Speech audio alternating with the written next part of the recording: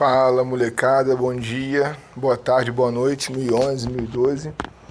Bom, esse vídeo aqui, ele tem como objetivo passar a correção daqueles 5 exercícios que eu deixei como atividade para vocês após a nossa videoaula e também o Hangout. Quero começar dizendo que a gente compôs de maneira que aqui nessa correção, nesse comentário do gabarito das questões aí da página 403 e 404, a gente vai tocar em alguns assuntos, aprofundar certos temas em que a gente tocou superficialmente até agora, de maneira que aí está a importância para as nossas futuras avaliações de vocês assistirem também aos vídeos de correção. Muito bem, nós separamos aquelas questões que estão lá no plural, 2, 3, 4 e 5, aqui na página 403, e depois a número 2 da página 404. Na verdade, essa número 2 da página 403 a que eu me refiro, ela vai começar lá na página 402, né? Primeira linhazinha dela só é lá, uma questão da PUC. A energia que move a máquina Terra provém da gravidade, do interior da Terra e do próprio movimento do planeta, mas em grau muito superior provém do Sol, da radiação solar. A energia solar é uma das fontes de energia que atuam no planeta Terra. Ela é, no planeta, vocês estão vendo aí que o gabarito é a letra D, o meu livro tem o gabarito marcado, mas a gente precisa discutir por quê. O elemento essencial que dá origem aos sistemas e tipos climáticos. Como nós vimos na videoaula, e eu citei no Hangout também, a atmosfera é aquecida de baixo para cima.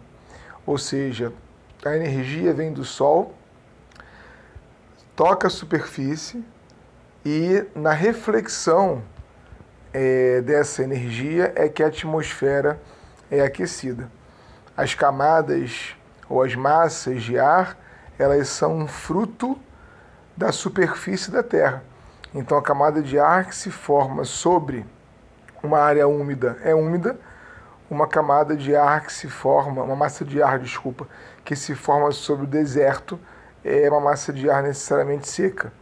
Então é importante demais entender que todos os tipos climáticos, que os ciclos biogeoquímicos, os domínios morfológicos, eles todos são dependentes,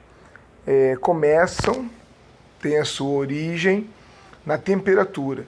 E o calor que aquece o planeta, ele provém do Sol.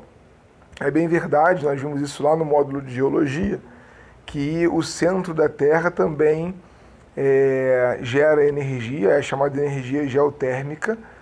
É verdade que esse núcleo duro de níquel e ferro, ele está numa temperatura semelhante à do Sol, só que até chegar à superfície, esse calor ele passa por uma série de camadas, inclusive a nossa querida astenosfera, lembra disso? Onde o magma está lá em convecção. Então, a contribuição para o aquecimento da atmosfera é mesmo da radiação solar, tá bom? Então, por isso, a letra D é o gabarito da número 2. Depois a 3, que é uma questão de Enem. Essa questão trabalha uma importante habilidade, que é justamente reconhecer elementos e fatores climáticos. Isso ficou bem explicadinho no slide, que está lá na videoaula para vocês, tá bom?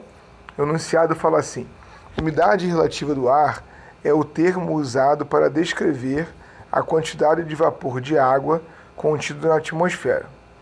Ela é definida pela razão entre o conteúdo real de umidade de uma parcela de ar e a quantidade de umidade que a mesma parcela de ar pode armazenar na mesma temperatura e pressão quando está saturada de vapor, isto é, com 100% de umidade relativa.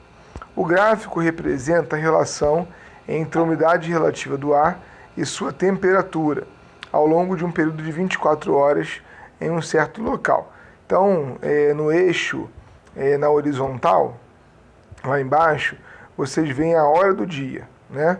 Um estudo aí que foi analisando de 2 em 2 horas o avanço da temperatura e da umidade relativa do ar. No eixo vertical à esquerda a umidade relativa e no eixo vertical à direita a temperatura.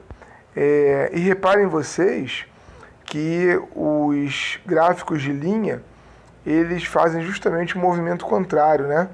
Enquanto a umidade relativa do ar ela tem um pico na parte da manhã, no início do dia, né? Na verdade, bem de manhãzinha, ainda iniciando o pico da madrugada e tendo o seu auge ali por volta das 6 da manhã, depois ela cai completamente, enquanto a temperatura sobe. Claro, né? O sol vai ficando mais a pino, a temperatura ela se eleva e naturalmente a atmosfera aquece junto. Considerando essa leitura gráfica que você fez aí e as informações do texto, conclui-se que, letra A insolação é um fator que provoca variação de umidade relativa no ar. Claro, né? Quanto mais a atmosfera se aquece, mais essa umidade que está ali presente nas moléculas de ar podem evaporar, né? Então, a gente precisa lembrar de novo daquilo que a gente conversou lá na videoaula, a evapotranspiração. A evapotranspiração é justamente a soma da evaporação das massas de água com a transpiração da vegetação. Então, esses dois elementos se juntam na evapotranspiração, que vai justamente fazer com que essa umidade relativa do ar seja sugada, digamos assim. É importante lembrar, vou voltar aqui rapidinho lá no nosso slide, só para reforçar aquilo que eu falei no início da questão, que nós temos aí os elementos do clima e também os fatores do clima. Olha, vamos lembrar disso? Os elementos climáticos são temperatura, pressão, umidade, que a gente falava agora, precipitação e radiação. Os fatores climáticos são latitude, altitude, relevo, correntes marítimas, massas de ar, maritimidade, continentalidade e vegetação. Ok? Vamos passar então para o próximo, o número 4. Number 4 dessa página aí, aqui em cima. A partir do gráfico, assinale a alternativa correta. O gráfico é a distribuição da precipitação nas latitudes. Lembrando que eu falei para vocês que precipitação pode ser neve, pode ser granizo e pode ser chuva. No nosso caso, boa parte da precipitação é chuva, e no caso do gráfico ele está falando de chuva. Para simplificar, vamos falar então de precipitação como chuva, tá bom? Então ele mostra lá no eixo inferior, né, na horizontal aí, um conjunto de latitudes mais ao norte, latitudes mais ao sul. Reparem aí, ó, o 0 no meio do eixo, 20, 40, 60, 80 ao sul. E à esquerda, 20, 40, 60, 80 ao norte. Conseguiram perceber aí? Deixa eu ver se eu mostro para vocês aqui, ó. Tô tentando escrever aqui na tela. Ó, o 0 aqui, ó. Então, para cá ao sul e para cá ao norte. Ok?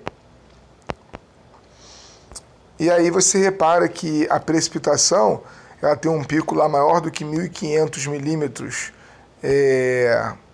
de chuva, justamente na latitude mais próxima do 0. Interessante, né? Por que que o pico, tá vendo o pico aqui, ó? Nós temos o pico aqui em torno de 1.500 milímetros de chuva, justamente na direção do Equador, 0 graus.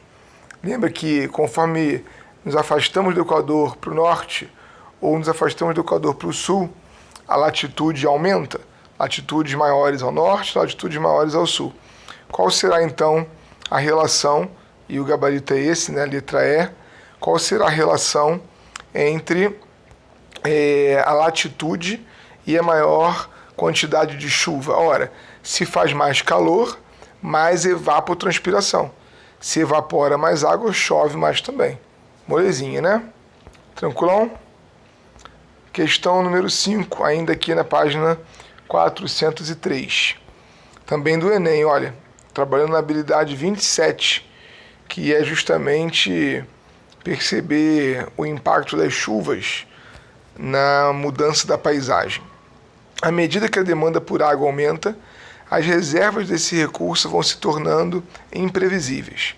Modelos matemáticos que analisam os efeitos das mudanças climáticas sobre a disponibilidade de água no futuro indicam que haverá escassez em muitas regiões do planeta.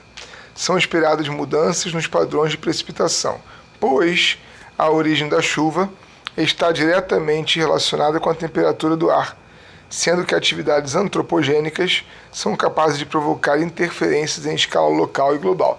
Claro, né? A gente vai conversar mais adiante sobre aquecimento global, por exemplo. Então, atividades antrópicas ou antropogênicas realizadas pelo homem, sociedades humanas, que aumentam a temperatura da atmosfera e, naturalmente, isso vai aumentar o regime, vai mudar o regime de chuvas também, ok? Passando então para 404, a número 2 e última desse nosso bloco. A qualidade do ar da cidade não depende somente da quantidade de poluentes lançados pelas fontes emissoras, mas também da forma como a atmosfera age no sentido de concentrá-los ou dispersá-los. Assume-se que os fenômenos de dispersão e remoção dos poluentes sejam comandados pelas feições regionais da atmosfera, pelos aspectos locais do clima urbano, ilhas de calor e circulação do ar, em consonância com as características da superfície urbana. O fenômeno descrito no texto é comum nas grandes áreas urbanas. Considerando-se essas informações e levando-se em conta a circulação geral da atmosfera em uma cidade situada na região metropolitana de São Paulo, durante a estação do inverno, contribuem para a concentração de poluentes, as condições do...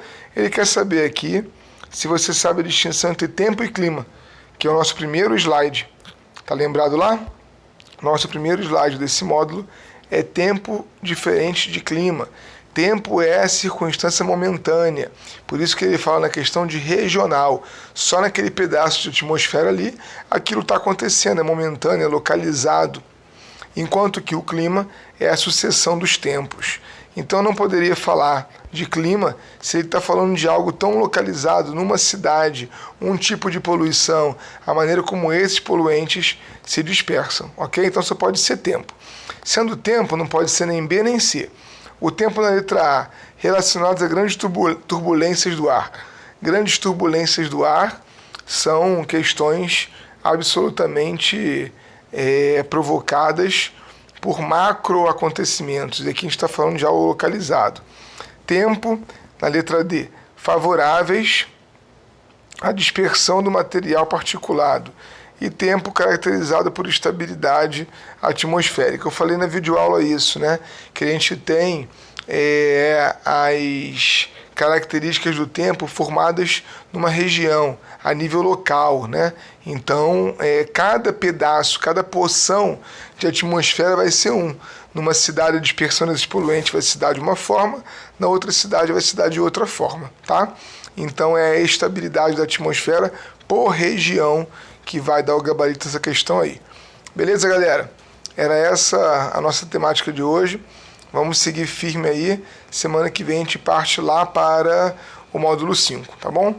Um beijo para cada um de vocês aí. Fiquem com Deus.